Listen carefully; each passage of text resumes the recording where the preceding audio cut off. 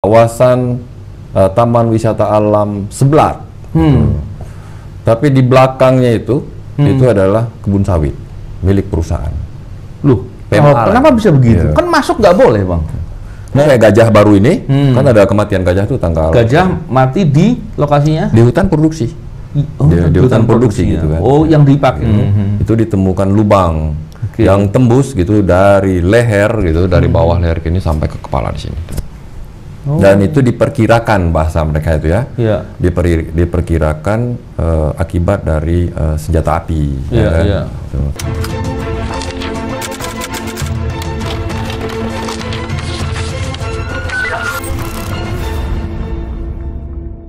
Bismillahirrahmanirrahim. Assalamualaikum warahmatullahi wabarakatuh. Salam integritas. Alhamdulillah kembali berbincang di podcast ini. Kali ini kita akan membicarakan terkait dengan masalah sumber daya alam. Sumber daya alam itu masalah yang sangat penting. Mungkin orang melihat bahwa sumber daya alam itu masalahnya terkait dengan lingkungan saja.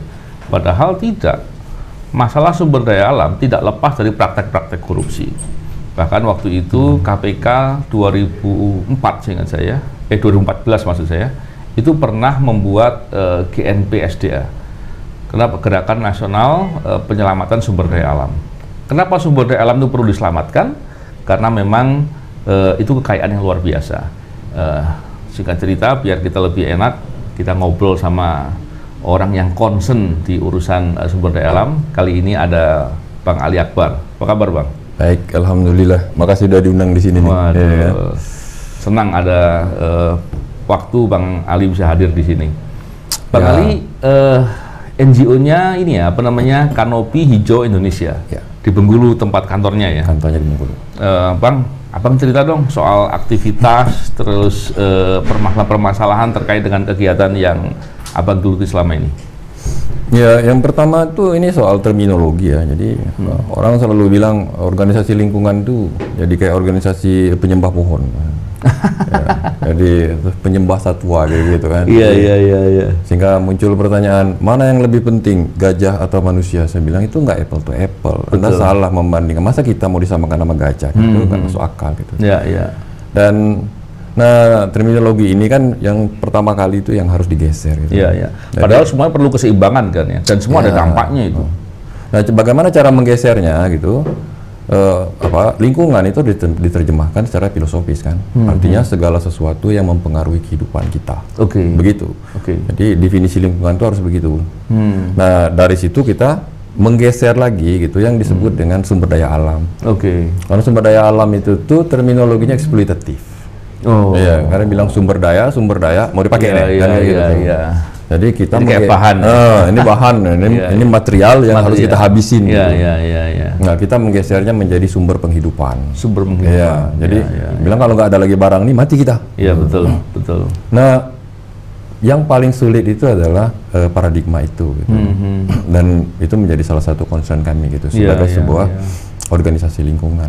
Ya, padahal kalau kita lihat alam ya dan lingkungan itu menjadi penopang kehidupan. Dan banyak kehidupan kita terjaga karena faktor alam yang terjaga pula kan gitu. Sebaliknya kalau alamnya rusak, dampaknya akan merusak kehidupan. Bahkan contohnya panas yang berlebih, air yang kurang atau kekeringan hilang, terus tanah yang rusak, udara yang tidak tercemar, terus karbon yang tidak terserap dengan baik. Nah, ini kan masalah karena adalah masalah lingkungan gitu ya, Bang ya. NGO-nya kalau nggak salah juga ini ya, itu ada kayak konsorsium, kalau perusahaan konsorsium, itu sama aja. Kalaupun perusahaan konsorsium kan kata konsorsium juga bisa disematkan ke NGO kan, bisa juga, tidak monopoli korporasi kan. Konsorsium lah ini anggap aja. Bersihkan Indonesia gitu. Betul ya. Betul. Menarik sekali itu, Bang. Apa yang dilakukan, Bang? Nah, dulu kan saya bersama dengan teman-teman itu bikin yang namanya Sumatera Terang. Itu satu konsorsium juga. Basisnya tuh Pulau Sumatera tuh. Tapi ini nggak cukup kan, nggak cukup. Terus beberapa kita gitu ngobrol gitu, agak panjang ceritanya, mulai dari Lombok diskusi putar-putar sampai ke Sumatera Utara di Medan 2018. Ada satu pertemuan cukup besar gitu, NGO, mulai dari Jakarta sampai di wilayah-wilayah provinsial terhubung, dan kita bersepakat gitu untuk bikin satu wadah ya. Wadah komunikasi sebenarnya gitu. Jadi bagaimana berbagi informasi, berbagi kekuatan. Gitu. Karena kalau berbagi informasi saja tidak berbagi kekuatan kan masalah juga gitu kan. Dan emang berbagi kekuatan emang mau ngapain nih Bang? Mau angkat kan kayak gini. Kalau misalnya saya melakukan sesuatu, perlu dong didorong oleh kekuatan yang lain. Saya kasih contoh, misalnya ada Greenpeace punya kekuatan apa? Kampanye mereka kuat nih, relasi mereka sampai global nih gitu. Saya memahami sekali yang dimaksud sama Bang Ali, karena bicara kekuatan, apa yang dilakukan oleh kawan-kawan NGO lingkungan ini luar biasa. Dan tantangan atau bisa dibilang lawannya lah, itu juga besar. Karena orang-orang yang kemudian ingin melakukan eksploitasi atas lingkungan atau istilahnya sumber daya apa tadi? Sumber penghidupan ya, bukan sumber daya, tapi sumber penghidupan. Orang sebutnya seringkali sumber daya alam gitu. Itu mereka pemodal-pemodal besar, bahkan mereka punya akses kekuasaan, bisa berbuat macam-macam, dan akhirnya emang perlu kekuatan. Saya paham betul. Ya, dan karena mungkin saya lebih suka ini pendekatannya agak filosofis kayak begitu kan. Jadi kita melihatnya sebenarnya secara instrumen kenegaraan kita ini purna sudah. Petugas A, petugas B, petugas C itu udah lengkap nih. Jadi pada masyarakat birokrat, masyarakat militer, masyarakat polisi itu tuh lengkap tuh gitu. Tapi fakta yang kita lihat adalah kita berdebat kan, debatnya nggak berkesudahan, dan yang menjadi korban itu sumber penghidupan itu. Saya kasih contoh, misalnya sudah ditetapkan sebuah wilayah ini sebagai sebuah kawasan hutan, sebutkan saja misalnya namanya kawasan hutan Taman Wisata Alam Sebelat gitu, luasnya sekitar 7.000 hektar kayak begitu. Negara sudah menetapkan itu, ada kebun sawit di tempat yang lain, di tempat itu, di dalam kawasan itu gitu. Loh, bukankah ada aturan hukum yang melindungi, bahkan bukan hanya sampai memasuki, bukan hanya sampai menggunakan untuk perkebunan contohnya ya, tapi masuk saja kan nggak boleh. Atau contohnya melakukan aktivitas kepentingan pribadi di luar sesuatu yang dapatkan izin kan nggak boleh. Menebang kayu nggak boleh loh. Apalagi melakukan tindakan eksploitatif lainnya nggak boleh. Betul ya. Sekalipun punya izin, nggak mungkin punya izin karena taman nasional kan gitu ya. Sampai bisa dikuasai gitu Bang. Ya kan paling atas kan kalau kita ngomongin soal struktur hutan itu kan kawasan konservasi kita sebutkan. Taman nasional sampai ke taman buru lah, ada banyak taman nasional, taman buru, taman marga suaka, marga satwa, cagar alam, itu disebut dengan kawasan konservasi. Ini strict sekali nih. Mau masuk harus pakai surat izin. Surat izin memasuki kawasan konservasi. Wah, itu tuh populer tuh di para konservasionis. Simaksi namanya gitu kan. Nanti ada yang ngawal. Masuk tuh harus ada yang ngawal, harus ada pendampingnya gitu. Berarti ketat lah jaganya Bang. Iya, saking ketat gitu. Tapi ada kebun sawit itu di dalam TWA-nya gitu. Masa? Itu. Kebun sawit di dalam TWA-nya, gitu kan tuh. Luar Jadi, biasa. yang kita miris itu, misalnya BKSDA-nya itu pasang pelang gitu, pasang merek kayak gitu. Dibilang kawasan Taman Wisata Alam Sebelat. Tapi di belakangnya itu adalah kebun sawit milik perusahaan. Loh, kenapa bisa begitu? Kan masuk nggak boleh Bang. Nah, jadi di awal kita sudah bilang kan, kita udah lapor kan, kita sebagai sebuah organisasi yang lingkungan tadi itu kita sampaikan tuh, sampaikan ke BKSDA, kita tanya kepada mereka gitu. Mereka bilang sudah koordinasikan ke kementerian gitu. Dan kita sampai dengan sekarang itu nggak kejadian tuh. Malah pada waktu itu ada beberapa informasi yang kita dapatkan itu ada proses penolakan. Oh enggak, itu tuh seperti kesalahan administrasi, kira-kira kayak begitulah itu. Tapi di periode terakhir ini masalah serius loh Bang. Masalah administrasi. Kemudian sampai kalau namanya kawasan hutan, apalagi yang levelnya taman nasional itu, TWA apa Taman Wisata Alam itu yang sangat-sangat dilindungi karena kepentingan tadi kan, kepentingan menjaga lingkungan, menjaga peradaban, menjaga keseimbangan, dan itu menjadi kebijakan negara. Ada pengaturan, Ada mulai kebijakan, pembuatan peraturan-peraturan, ada pengawasan, ada penegakan hukum. Ya. Terus kemana semua mereka itu? Ya sebenarnya kalau kita lihat kondisi sekarang dengan kementerian, itu kupikir cukup bagus kan, karena ada menteri koordinator kan. Iya. Yang dia membawahi beberapa kementerian sektoral. Iya. Gitu. Tapi kalau untuk kasus Taman Wisata Alam Seblat sepertinya belum tersentuh, karena mungkin Indonesia ini terlalu luas kan, jadi satu persatu. Cuma korbannya nggak main-main menurut kami gitu kan, dan kami kampanyenya ini cukup kuat juga gitu, walaupun sampai dengan sekarang belum ada pengaruh dalam artian yang menyatakan bahwasanya wilayah itu tidak harusnya perusahaan ini, sebutkanlah namanya misalnya Mitra Puding Emas ini gitu, harus keluar dari situ ya. Harus keluar dari situ. Ya. Nah, yang cukup menarik itu di awal tidak diakui gitu, tetapi ketika ada turunan dari Undang-Undang Cipta Kerja yang kita juga tolak rame-rame kemarin kan, soal Undang-Undang Cipta Kerja ini kan, itu Kementerian Keuangan dan beberapa kementerian yang lain gitu, bikin satu grup lah, aku sebutkan gitu. Dan di SK nomor 16-nya itu, SK Data dan Informasinya, ada pengakuan itu. Bahwasanya Mitra Puding Emas itu mengakui bahwasanya mereka masuk ke dalam kawasan hutan. Duh, kan dia berbuat kejahatan itu harusnya itu. Itu kejahatan loh Bang, itu Bang. Itu kejahatan yang ada ancaman hukuman penjara dan ada hukuman denda ataupun uang pengganti mestinya. Karena bicara terkait dengan masuk ke kawasan hutan, itu kan bukan hanya masuk saja, tapi dia telah menebang hutan pastinya. Menebang pohon lah gitu ya, dan kemudian merusak ekosistem yang ada di situ, merusak tanahnya di situ, dan banyak lagi itu, dan dampaknya juga besar. Tapi faktanya kan nggak begitu. Di lapangan kami ini kan ada di lapangan kan, sebagai satu organisasi yang basisnya ada di Tapak, itu kan melihat tiap hari nih, ya kan. Saya tidak mau mengecilkan NGO yang ada di Jakarta, karena mereka ke lapangan juga, walaupun sekali-sekali kan. Kami ini kan tiap hari ada di situ kan. Nah, jadi saya mau bilang kondisinya TWA Seblat itu relatif cukup baik dibandingkan kawasan yang lain. Gitu. Kalau misalnya hutan produksi terbatas air Tramang, Compang Camping, ya kan? Oh iya, Compang Camping itu maksudnya gimana Bang? Masa satu hutan kebun sawit, banyak betul. Jadi yang ada satu konsesi yang diberikan ke satu perusahaan misalnya, 20.000 20 hektar gitu. Itu kita melakukan proses pendataan tuh. Dari 20.000 20 hektar itu 5.000 lebihnya kebun sawit tuh. Oh iya?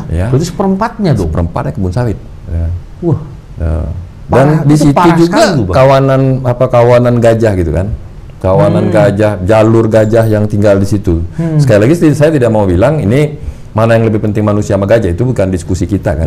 Kita punya kewajiban untuk melindungi karena itu ada kaitan semua. Ada kaitan semua dengan keseimbangan alam. Jadi, tapi faktanya begitu tuh. Dan itu baru satu contoh kan, hutan produksi air Tramang, belum hutan produksi air Ripu 1, belum hutan produksi air Ripu 2, belum hutan produksi air Rami, belum hutan produksi Lebong Kandis. Itu baru untuk satu kabupaten Mukomuko dan Bengkulu Utara. Itu Bang, kalau Taman Nasional saja sudah dirambah, apalagi hutan produksi. Apalagi hutan. Nggak ada artinya jadinya. Kan dia levelnya. Walaupun hutan itu sebenarnya nggak boleh ada kelas kan, karena kan hutan itu kan fungsional ya. Jadi agak lucu juga. Oh ini hutan produksi nilainya lemah, nggak begitu juga kan? Kan tidak dalam kerangka kita bikin klaster tuh. Nggak, maksud saya gini, kalau Taman Nasional itu kan sama sekali nggak boleh diganggu. Hutan produksi untuk hal tertentu memang ada syarat dan ketentuan yang sudah memenuhi, itu bisa dilakukan produksi atau eksploitasi, kan gitu kan. Kalau yang produksi penyedia kayu, kawasan konservasi dia penyedia jasa. Jadi dia bisa menjadi penyedia jasa pariwisata, penyedia jasa penelitian, kan dia menjadi tempat kayak gitu kan.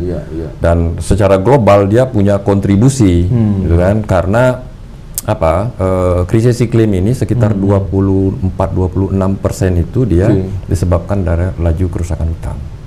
45-42% itu kalau saya nggak salah kan, angkanya memang disebabkan oleh eksploitasi energi batu bara misalnya dalam hal ini fosil secara keseluruhan. Artinya dia cukup besar tuh, dan menjadi menjadi salah satu tugas hutan itu memang dia menjaga keseimbangan karbon. Iya. Kalau hutan produksi yang penyedia kayu kemudian sudah digunakan untuk perkebunan, artinya kayunya ada di mana? Jangan-jangan nyari di Taman Nasional jadinya. Ya kan, hutan produksi itu orang sering bilang juga kayak begini, hutan produksi itu menjadi buffer zone, menjadi penyangganya kawasan konservasi. Betul. Artinya kalau mau menyelamatkan kawasan konservasi yang punya nilai ekologi penting, maka kawasan buffer zone-nya atau penyangganya ini harus diselamatkan. Iya, betul. Tapi dia punya nilai ekonomis, apa itu? Tegakan. Boleh diambil nih tegakan. Boleh diambil tapi diganti lagi. Boleh diambil. Ketika dia tegakannya habis gitu, namanya kayu tebangnya habis gitu, maka dia dipulihkan karena dia punya kemampuan pulih secara alami. Ditunggu dulu tuh, gitu kan? Ketika dia udah siap lagi pohonnya ditebang lagi, begitu dia. Nah kalau hutan produksinya udah habis, tuh jadi kebun sawit, kebutuhan kayu nggak berhenti kan? Iya. Bisa kita tebak lah bakalan kemana larinya ngambil kayu ini kan? Betul. Bang, kembali ke tadi yang Taman Nasional ya. Kemudian sudah digunakan untuk perkebunan. Itu data yang Bang Ali dapat, berapa luas sih sudah dimasuki untuk wilayah Sebelat tadi? Taman Wisata Alam Sebelat itu sebagai sebuah kawasan konservasi, di data gitu tuh 131 hektar. 131 hektar. Itu yang dipakai untuk kebun sawit. Oke. Dan terlihat kan? Itu ada izinnya gitu, Bang? Adalah, kan punya HGU mereka itu. Mitra Puding Mas itu kan punya HGU. Bagaimana bisa kawasan Taman Nasional, kawasan kawasan apa tadi namanya, Bang? Kawasan konservasi. Kawasan konservasi itu yang betul-betul tidak boleh dimasuki, dijarah, digunakan atau apapun.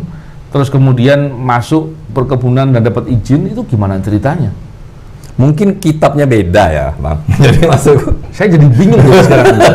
Kitab yang dipakai beda gitu. Jadi. Iya.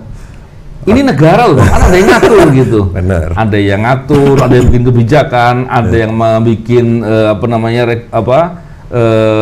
perizinan, ada yang bikin pengawasan, ada penegakan hukum. Pada kemana semua kalau memang nggak sinkron gitu, Bang? Ya, makanya tadi saya bilang kan, seharusnya menteri koordinator gitu, dia mensupervisi itu semua gitu. Oke. Ya. Itu di bawah Menko siapa sih, Bang? Itu kalau kehutanan, perkebunan, BTR BPN, itu Kemenko Marves kayaknya. Kemenko Marves ya. Oke. Nah, terus Bang, kalau kita lihat dari faktanya, ketika kan Abang sering ke sana nih. Ini kan di Muko-Muko ya, Bang ya. Wilayah Provinsi Bengkulu ya. Kalau sudah ada perkebunan sawit di dalam kawasan hutan, terus pasti ada akses jalan dong, ya kan? Kalau akses jalan berarti kendaraan bisa masuk dong. Alat berat masuk. Aduh. Kalau udah seperti itu, nanti illegal logging akan semakin banyak karena nggak cuma cukup di 131 hektar saja, pasti masuk lagi kayu-kayu yang di atas yang diambil lagi. Belum lagi nanti dipakai perkebunan oleh masyarakat karena dianggap itu boleh, kenapa saya nggak boleh gitu. Ya, betul. Nah, terus ada nggak pengaturan atau upaya untuk menjaga untuk jangan sampai itu terjadi? Ini versi kita ya. Jadi kurun waktu dalam 3 tahun ini itu kita monitoring tuh, tapi aktif ya. Monitoring dan hasil monitoring itu kita laporin tuh. Oke. Kita laporkan. Jadi Abang bantu nih ya, NGO ini bantu pemerintah jadinya. Yang tugasnya mengawasi kan? Saya nggak bantu pemerintah sebenarnya, tapi ini kan saya ini orang Indonesia, rakyat Indonesia kan. Iya. Kita punya ini ya, punya hak untuk membantu. Saya punya sense. Saya orang Bengkulu, itu yang penting dulu. Maksudnya bolehlah kita sedikit bermedia dalam arti ini karena saya tinggal di Bengkulu kan. Jadi saya rasa itu punya saya juga. Betul. Iya. Kan? Oke. Jadi saya nggak mau disebut sebagai pembantu, itu nggak mau sih. Jadi Iya. Karena saya anti kelas. Betul. Jadi dengan situasi yang kayak begini gitu, monitoring aktif, kita laporin gitu.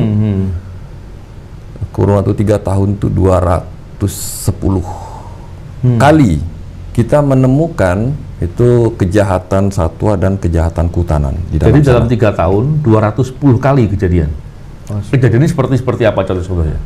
Illegal logging, pembukaan lahan, ya kan, untuk kebun. Kalau illegal logging ngambil berapa berapa banyak atau berapa batang. Jadi dia gitu. Begini di sana itu sudah mulai muncul ada istilah-istilah kan. Saya sebutkan ini namanya jalan T gitu kan. T itu nama ini jalan HB gitu. Itu inisial gitu. Aku bilang ini kayaknya hutan kapling nih. Kalau kayak begini nih kan. Sudah dikapling, udah dikapling nih gitu. Bahasa kita gitu. Ini yang kawasan tadi kan ya. Kawasan hutan produksi itu, ya kan. Jadi nah dari 210 itu udah kita sampein tuh. Kita sampaikan ke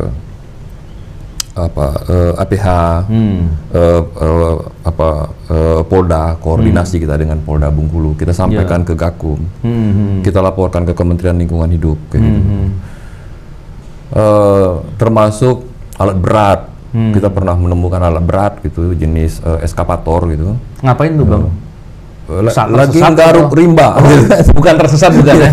Jadi dia lagi menggaruk kayak gitu. Jadi timku lagi ada di lapangan. Dan kita koordinasi tuh. Kita koordinasi dengan Polda Bengkulu gitu kan. Koordinasi kita dengan kawan-kawan polsek di Sungai Rumbai gitu. Nah besoknya ditemukan tuh. Saya masih punya fotonya kan. Ditemukan tuh. Kan menurut undang-undang kalau yang saya pahami ya, paling nggak dulu, saya lama nggak baca undang-undang masalah kehutanan. Saya mau minum dulu. Ya, mari Bang. Kalau alat berat masuk ke wilayah kawasan hutan, itu bisa dirampas, itu kejahatan, dan itu bisa dirampas alat beratnya. Betul nggak tuh Bang? Iya betul gitu. Jadi kan mau memasuki kawasan hutan itu ada aturan mainnya kan. Iya. Ya, kan? Jadi barang siapa, kalau dia kawasan konservasi pakai Undang-Undang Nomor 5 tahun 90, tentang Undang-Undang Konservasi. Kalau dia mau, ya kan, ini undang-undang lama kan. Kalau yang baru, yang agak baru dikit, misalnya kalau kawasan hutan lindung, hutan produksi, dia menggunakan Undang-Undang PPLH, ya kan, tahun 2009, gitu kan. Kan ada instrumen, dan turunannya juga banyak tuh. Yang terakhir ini dia di merge. Di merge atau di merger gitu lewat undang-undang cipta kerja kan begitu dia. Jadi maksudku kalau dengan pendekatan aturan main purna sudah, lengkap sudah gitu. Tapi di tataran bagaimana di lapangan, nah ini persoalan tuh. Bang, tadi yang Bang Ali sampaikan soal fakta-fakta tadi, ada perusahaan Mitra Puding Mas yang sudah mengakui masuk di wilayah kawasan hutan 131 hektar. Ini cukup besar sekali nih Bang. Saya nggak ngerti itu prosesnya seperti apa sekarang. Terus banyak lagi karena itu jadi memicu kan, orang akhirnya banyak melakukan upaya yang serupa atau mungkin lebih dari itu untuk melakukan baik illegal logging, perambahan hutan, pendudukan untuk digunakan perkebunan lain, dan banyak lagi mungkin yang lain dilakukan. Pernah dilaporkan sampai kemana saja? Tadi kan ke penegak hukum sudah. Ke KLH sudah. Ke Kementerian Lingkungan Hidup dan Kehutanan sudah. Terus mereka melakukan apa Bang? Untuk melakukan upaya mencegah atau menindak atau memperbaiki apa yang dilakukan? Setelah disampaikan, berterima kasih nggak berarti dengan yang Abang kan memberikan informasi kan? Yang kami tahu sampai dengan sekarang belum ada progresnya, itu kita tahu kan? Karena gini, sedikit-sedikit awak belajar juga soal hukum ini kan. Kalau awak yang melaporkan kayak begitu, paling tidak kita bisa dapat SP2HP-nya kan. Betul. Kalau dari misalnya aparat kepolisian kan, kalau dari Kementerian Lingkungan Hidup, ya paling tidak kita bisa mendapatkan balasan suratnya. Gitu. Betul. Nah yang jadi fakta itu kita belum pernah mendapatkan balasan surat itu sendiri gitu. Kan kita laporkan tuh. Ini masalah sangat serius padahal ini Bang. Kita laporkan officially kan, secara resmi pakai surat, saya tanda tangani kan sebagai penanggung jawab konsorsium gitu. Dan sampai sekarang belum ada gitu. Nah kalau ada yang heboh kayak gajah baru ini, kan ada kematian gajah tuh tanggal. Gajah mati di lokasinya? Di hutan produksi. Di hutan produksi gitu kan. Oh, yang dipakai untuk sawit tadi bukan? Yang di air Tramang dan air Ipuh yang ada 5 ribuan jadi kebun sawit itu kan. Tapi dia di daerah hutannya di atas gitu. Di atasnya. Oh, dekat situ ya. Dekat situ. Dan itu ditemukan berdasarkan informasi yang kita dapatkan gitu, tim dari BKSDA turun ke sana kan. Itu gajah itu ditemukan lubang yang diberikan lubang peluru kan. Ditembak. Gitu. Kalau ditembak kan mestinya kan ada dua nih, apakah penembakan itu menggunakan senjata organik atau senjata yang non organik, artinya orang yang ilegal. Kalau organik kan berarti oleh aparatur itu yang melakukan. Ya biar gini, jadi hasil apa? Ya bukan forensik juga kan, hasil olah TKP untuk pemeriksaan terhadap bangkai gajah gitu, itu ditemukan lubang yang tembus gitu dari leher gitu, dari bawah leher ini sampai ke kepala di sini. Dan itu diperkirakan, bahasa mereka itu ya, diperkirakan akibat dari senjata api. Gitu. Nah, tidak disebutkan di situ apakah dia organik atau kecepek gitu kan. Kalau bahasa kita nggak sekuat itu loh, Bang. Iya, maksud gue juga gitulah. Masa senapan ojok bahasa kita kan, kayak gitu tuh bisa tembus kayak gitu. Iya. Wah, masalahnya banyak sekali, Bang ya. Dan saya nggak ngerti mau ngomong apa lagi jadinya nih, Bang. Karena dampak dari kerusakan hutan tadi pastinya udah kemana-mana. Nah, sekarang pernah nggak potret atau gambaran yang Bang Ali bisa ceritakan terkait dengan dampak kerusakan hutan tadi terhadap masyarakat sekitar yang tinggal di sana? Ya, saya mau bilang misalnya dengan pendekatan Provinsi Bengkulu, karena setiap hari saya di situ ya. Bengkulu itu tuh jarak antara muara dengan hulu itu pendek. Jadi ada 46 kilo, jaraknya paling jauh itu sekitar 120 atau berapa kilo. Aku agak lupa jarak terjauh. Artinya apa yang terjadi di hulu hari ini, itu hari sorenya hari ini juga kita bisa dapat tuh.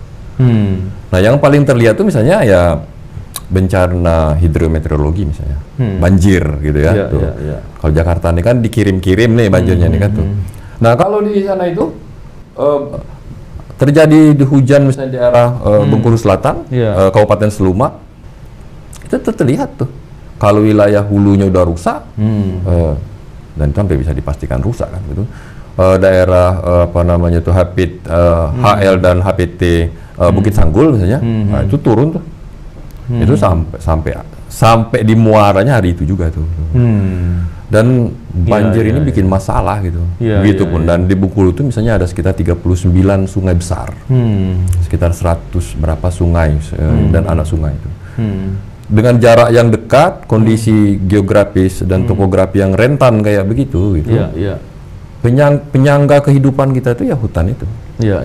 Jadi kalau hutan itu tuh nggak selamat gitu, sebenarnya kita sedang bersiap-siap untuk tidak selamat juga. Padahal dampaknya tentunya besar. Dan kalau mau dihitung-hitung, apabila timbul kerusakan karena dampak tadi, pasti juga nilainya sangat besar secara material ya, sangat besar sekali. Banjir itu tuh mengerikan tuh biaya pemulihannya. Belum lagi kalau kita bicara terkait dengan masalah kerusakan hutan yang ditimbulkan, itu untuk memperbaiki biayanya juga besar sekali. Besar betul. Terus membiarkan kerusakan itu terus terjadi dan tambah parah, semakin besar lagi kan gitu, Bang. Yang saya nggak habis pikir, informasi yang disampaikan sama rekan-rekan NGO, baik ke penegak hukum maupun ke KLH, itu tidak segera direspon. Emang dia nggak berpikir, Bang ya, bahwa dampak kerusakannya semakin hari akan semakin besar? Nah, saya mau ngomong apa kalau kayak gini? Kalau saya bilang soal tidak punya sensi, salah ya, ya kan? Nggak benar juga, masa orang Kementerian Lingkungan Hidup dan Kehutanan tidak punya sensi terhadap wilayah kerja mereka, karena indikator keberhasilan, keselamatan wilayah itu gitu. Tapi kalau misalnya kita lihat faktanya, ya, dengan analisis jika maka kayak gitu kan, jika rasa kepemilikan nggak ada, maka kondisi kerusakan akan lebih gampang terjadi kan. Fakta itu tuh muncul gitu. Fakta itu terjadi kan. Jadi makanya saya bilang, Anda punya tanggung jawab untuk menyelesaikan persoalan ini gitu. Dan ketika ini tidak selesai gitu, itu artinya Anda tidak bekerja secara optimal. Nanti kalau dibilang tidak kerja marah pula kan, ya kan? Tidak bekerja secara optimal. Kalau Anda tidak bekerja secara optimal, artinya apa? Anda makan gaji buta dong. Iya, betul. Kan kayak gitu kan? Karena indikator keberhasilan sebuah indikator bekerja itu adalah berhasil. Walaupun kita bilang berhasil tidak mesti berhasil 100%, nggak mesti kayak gitu kan? Dilihat dari berapa besar inputnya gitu. Tetapi kalau inputnya kan informasinya jelas, konkret, kita sediakan gratis, ya kan, gratis pula kan. Tapi kemudian nggak bergerak, merespon juga informasinya juga enggak. Ini kan masalahnya bukan hanya bicara kegagalan, tapi ketidakpedulian. Ini kan masalah lebih serius itu, Bang. Tapi tadi yang Bang Ali sampaikan bahwa ada 2 kitab ya, mungkin maksud 2 peta barangkali, Bang ya, atau beberapa peta. Karena kalau bicara HGU itu kan bukan hanya KLH aja yang terkait ya. HGU pentingnya ada pemerintah daerah juga barangkali, ada BPN barangkali, ATR BPN barangkali, Bang. Terus Kementerian Pertanian Perkebunan barangkali ya. Bagaimana, Bang, melihat situasi itu? Kita menduganya itu ini punya peta masing-masing. ATR BPN punya peta sebagai basis penetapan HGU. Gitu. Kementerian Lingkungan Hidup punya peta sebagai basis penetapan kawasan hutan. Gitu. Tetapi dalam sebuah proses pengelolaan, gitu, dia berbagi tuh. Berbagi. Ketika dia ditetapkan sebagai sebuah HGU, maka perusahaan punya kewajiban untuk menyediakan pengelolaan terhadap lingkungan. Betul. Dan itu di bawah supervisi Kementerian Lingkungan Hidup dan Kehutanan. Artinya tahu tuh kan. Nah, seharusnya gitu. Kalaupun mereka punya 2 peta, harusnya overlay dong, ya kan? Betul. Karena ketika perusahaan sudah beroperasi, perusahaan punya kewajiban untuk melaporkan kepada Kementerian Lingkungan Hidup terkait dengan pengelolaan lingkungan, yang disebut dengan ANDAL itu kan? Tapi ini nggak kejadian nih, kejadian nih. Tapi kalau udah rusuh, udah heboh, cerita entah udah kemana-mana, gitu, baru direspon. Bang. Gitu. Apa sulitnya sih untuk menyingkronkan di mana sekarang teknologi semakin maju, digitalisasi sudah luar biasa, satelit sudah luar biasa untuk menentukan titik, GPS sudah presisi betul, bahkan untuk ngecek ke lokasi nggak perlu berangkat, pakai drone juga bisa. Jadi teknologi dan semua fasilitas itu ada, nggak ada sulit. Kalau dilihat bahwa kalau timbul kerusakan itu biaya perbaikannya itu mahal sekali dan waktunya lama sekali. Kalau timbul dari kerusakan tadi, timbul dampak kepada lingkungan, kepada kehidupan manusia, itu juga besar sekali. Terus kok nggak mau, itu saya nggak habis pikir itu, Bang. Apakah mungkin, Bang, ada pihak-pihak yang terlibat dalam kegiatan eksploitasi itu? Saya tahu itu maksudnya. Jadi di bawah 98 ya, di bawah 98 itu kan yang bikin rusak negara ini itu KKN gitu ya. Terlalu banyak gue pikir kelompok yang mencoba untuk mengambil keuntungan dari situasi yang ada gitu ya. Dan itu disebut kolusi kan? Ketika dia proses kolusi yang masif kayak begitu, orang terjerat sebenarnya untuk tidak bisa melakukan. Mungkin mau, mungkin mau gitu. Tetapi argumentasinya jadi agak aneh-aneh. Kami tidak punya pembiayaan gitu. HPHP hanya punya uang 10 juta misalnya kayak gitu. Sementara mereka punya tanggung jawab sebagai kantor pengelolaan hutan produksi. Nah, prihatin sekali itu, Bang ya. Sangat memprihatinkan gitu. Dan kita agak susah memang gitu ya, ketika ini ngomongin soal mental mungkin. Mental juga jadi satu problem gitu ya. Jadi gini, Bang, saya pernah bicara di podcast ini juga terkait dengan masalah suap gratifikasi. Seringkali orang meremehkan dengan masalah suap, kan cuma pemberian ini aja, yang dikasih senang, yang memberi juga senang gitu. Padahal dampak dari suap itu salah satunya melalaikan. Benar. Tugas dan kewajibannya dilalaikan, atau justru malah dia punya tugas untuk mengawasi, dia nggak melakukan pengawasan. Dia punya tugas untuk pengaturan soal perizinan contohnya. Dan kemudian dia nggak pedulikan itu. Kalau itu kemudian terjadi, bisa jadi karena dampak suap itulah maka proses seperti ini terjadi. Kalau kemudian hanya alasan ketidaktahuan, ketidaksinkronan, kesalahan administratif, Ini dampaknya besar banget nih Bang. Bicara perbaikan ini nggak cukup 1 miliar 2 miliar, 100 miliar itu masih kurang untuk memperbaiki dan membenahi masalah ini. Dan membiarkan itu menimbulkan kerugian yang jauh lebih besar lagi. Saya nggak ngerti mau ngomongin apa. Saya kasih contoh sederhana Bang. Jadi dia begini ya. Satu perusahaan A, ini institusi negara yang punya kewajiban untuk menyelamatkan, saya sebut karena namanya TWA Seblat kayak gitu. Perusahaan A gitu udah tahu dia berkebun di TWA Seblat. Nah, ini masih bisa mesra nih. Harusnya marah kan? Harusnya marah dong. Kalau saya rumah saya dirusakin, saya marah nih. Ini enggak. Oh, ini dibantu buat galangan kapal, terima. Ya kan?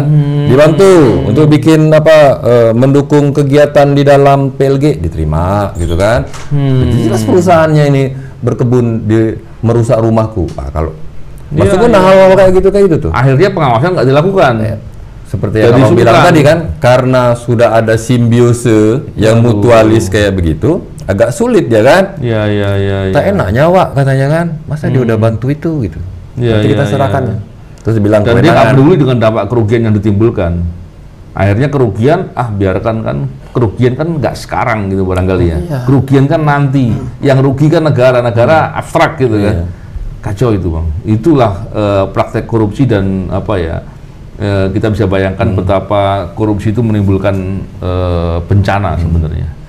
Bang Ali, menarik sekali diskusinya ini, bincang-bincang ini, dan tentunya saya ingin bincang lebih banyak lagi. Barangkali kita atur waktu lagi Bang ya. Boleh. Dan saya tentunya membicarakan ini berharap bahwa semakin banyak orang peduli dan terus mau ikut berkontribusi atau merasa memiliki lingkungan, gitu Bang ya. Merasa memiliki bukan membantu pemerintah bukan ya. Kan kita punya, ya kan. Kita yang punya. Kita yang punya. Kalau nggak merasa memiliki, akhirnya nggak ada kepedulian.